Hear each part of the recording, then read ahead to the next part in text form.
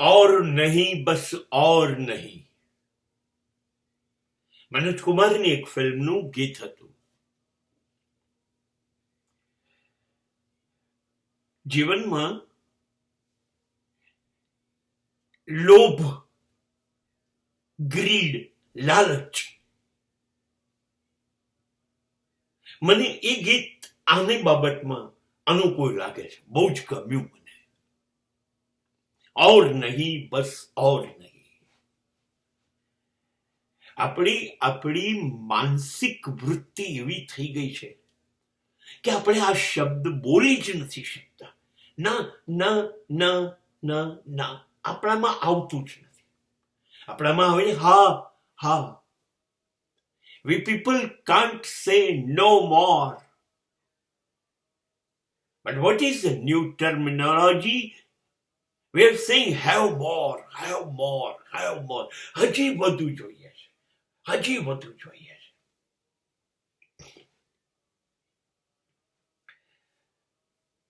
આ શાસ્ત્રોએ કહ્યું છે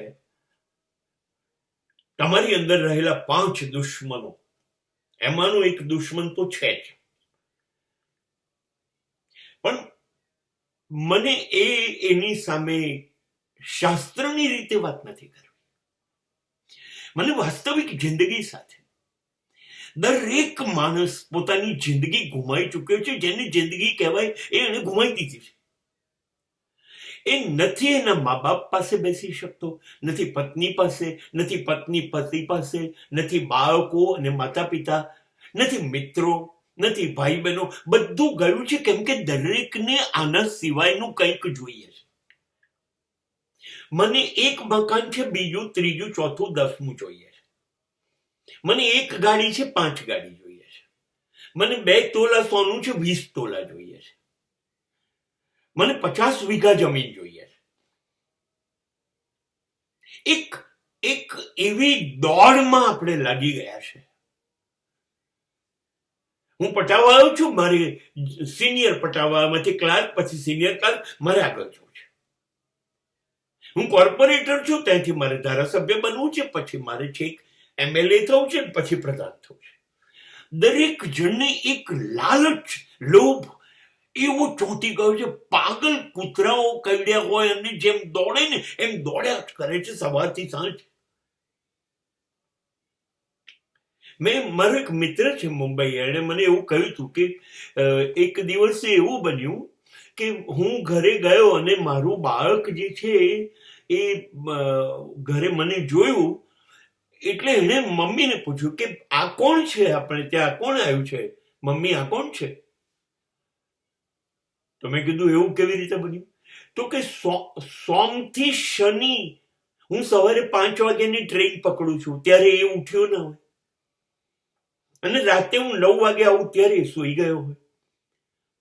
તો સોમથી શનિ તો એ મને જોતો જ નથી, રવિવારે જુએ છે.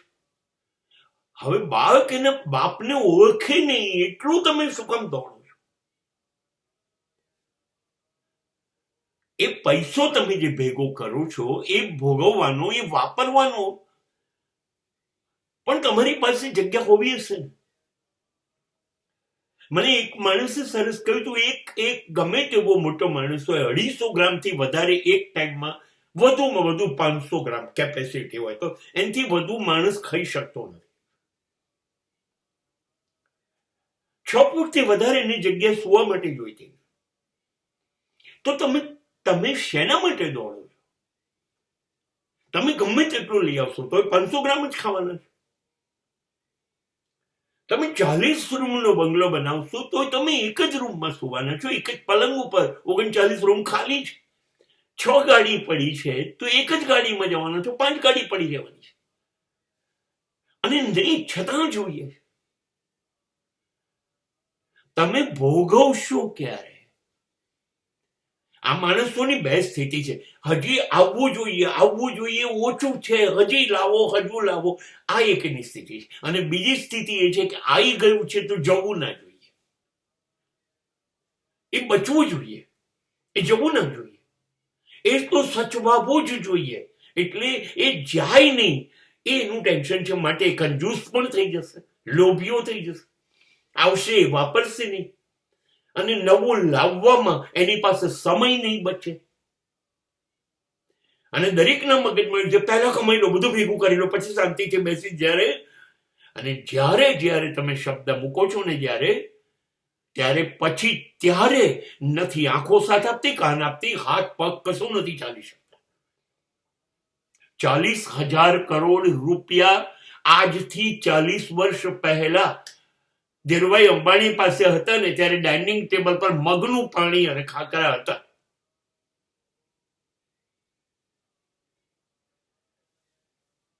જ્યારે આવે છે ને ત્યારે કાજુ, દ્રાક્ષ, સફરજન કશું ખાવા માટે શરીર સાથ નથી આપતું. ચાલી નથી શકાતું, બોલી નથી શકાતું, દોડી નથી શકાતું. પછી શું કરશો? આવશે ત્યારે બ્લડ પ્રેશર થઈ ગયું હશે, હાર્ટના પ્રોબ્લેમ્સ હશે, ડાયાબિટીસ થઈ ગયા હશે, ત્યારે એર કન્ડિશન ખમાશે નહીં. અત્યારે જ્યારે બધું ખવાય એવું છે, ત્યારે ઉપયોગ થાય એવું છે, ત્યારે તમારે ઉપયોગ નથી કરવો, તમારે દોડવું જ.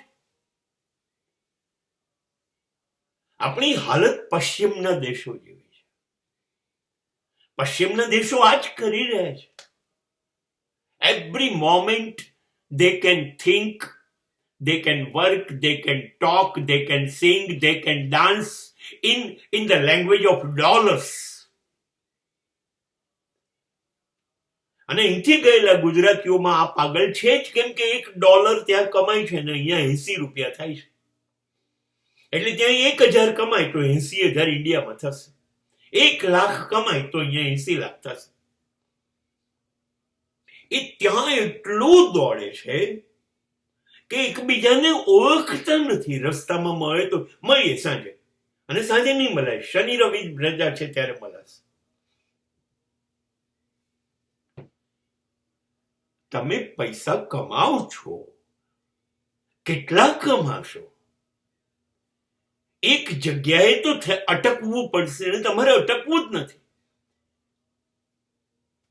તમે અકબર બનવા જાઓ છો, દરેક અકબર કબરમાં સમય ગયો, અને સરકારને ઇન્કમ ટેક્સ સેલ ટેક્સમાં છેતરી શકાય છે, મૃત્યુને નથી છેતરી શકાતું. એ બધું જ અહીંયા મૂકી દેશે, કબરમાં કે સ્મશાનમાં, જ્યાં મૂકશો ને ત્યાં બધી સંપત્તિ અહીંયા, જોડે કશું નહીં આવે. તો એટલો લોભ, એટલો લાલચ.